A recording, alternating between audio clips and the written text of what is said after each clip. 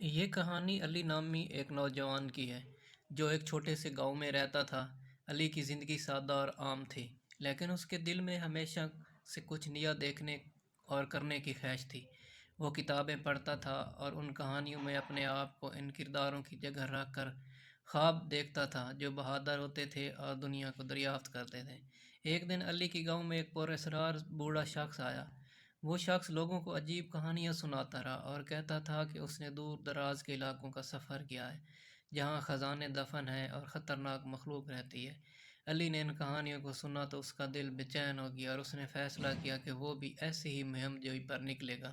بوڑھے نے علی کو ایک پرانا نقشہ دیا جو ایک گمشدہ خزانے کی طرف اشارہ کرتا تھا۔ علی نے نقشے کو غور سے دیکھا اور اپنے سفر کی تیاری کرنے لگا۔ اس نے ایک چھوٹا سا بیگ تیار کیا جس میں کچھ کھانے پینے کی چیزیں، ایک چھوٹی سی چھری اور ایک کمبل رکھا۔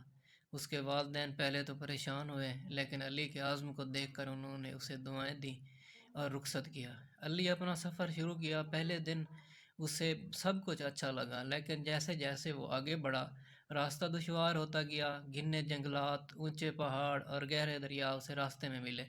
ایک رات جب وہ جنگل میں ٹھہرا تو اس نے درختوں کے پیچھے عجیب و غریب آوازیں بھی سنیں۔ اسے خوف محسوس ہوا، لیکن اس نے خود کو حوصلہ دیا اور اپنی چھری ہاتھ میں لے کر جاگتا رہا۔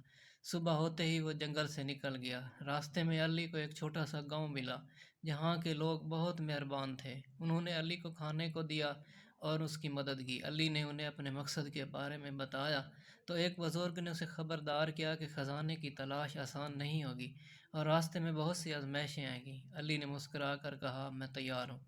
چند دن کے سفر کے بعد علی ایک وادی میں پہنچا جو نقشے پر نشان زدہ تھی۔ وادی خوبصورت تھی، لیکن وہاں کی خاموشی عجیب تھی۔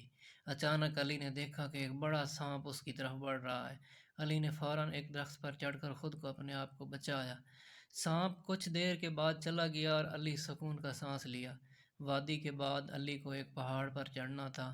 پہاڑ کی چڑھائی بہت سخت تھی اور علی کئی بار گرا، لیکن اس نے ہار نہیں مانی۔ آخر کار جب وہ پہاڑ کی چوٹی پر پہنچا تو اس نے دیکھا وہاں ایک غار ہے۔ نقشے کے مطابق خزانہ اسی غار کے اندر تھا، لیکن غار کے منہ پر ایک بڑا پتھر تھا جو علی کو اکیلا ہٹا نہیں سکتا تھا۔ علی نے اپنی عقل کا استعمال کیا اور غار کے ارد گرد تلاش شروع کی۔ اسے کچھ لکڑیاں ملیں جنہیں اس نے اکٹھا کیا اور ایک لیور بنایا اور اس نے پوری قوت لگا کر پتھر کو ہٹایا۔ غار میں داخل ہو گیا۔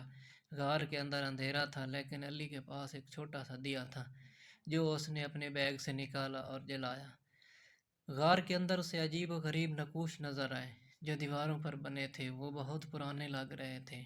علی نے غور سے ان نقوش کو دیکھا اور سمجھا کہ یہ خزانے کی طرف اشارہ کر رہے ہیں۔ وہ ان نقوش کی پیروی کرتا گیا اور آخر کار ایک کمرے میں پہنچا جہاں ایک بڑا صندوق رکھا ہوا تھا۔ علی نے صندوق کو کھولا تو وہ حیران رہ گیا کہ صندوق سونے، جواہرات اور قیمتی پتھروں سے بھرا ہوا تھا۔ علی کی آنکھیں چمک اٹھیں، لیکن اسی وقت غار کے اندر زلزلہ ہونے لگا۔ علی نے فوراً صندوق کا کچھ حصہ اپنے بیگ میں رکھا اور وہاں سے باہر نکلنے کی کوشش کی۔ غار کے راستے بند ہونے لگے، لیکن علی نے جلدی سے بھاگ کر اپنی جان بچائی۔ باہر آتے ہی علی نے سکون کا سانس لیا اور اس نے اپنے بیگ میں موجود خزانے کو دیکھا اور سوچا کہ یہ دولت اسے اور اس کے گاؤں کو ایک نئی زندگی دے سکتی ہے۔ علی نے فیصلہ کیا کہ وہ واپس گاؤں جا کر اس دولت کو اپنے لوگوں کے ساتھ بانٹے گا۔ راستے میں علی نے سوچا کہ یہ مہم صرف خزانے کے لیے نہیں تھی، بلکہ اس نے اسے سکھایا کہ مشکلات کا سامنا کیسے کرنا ہے، اپنی عقل کو کیسے استعمال کرنا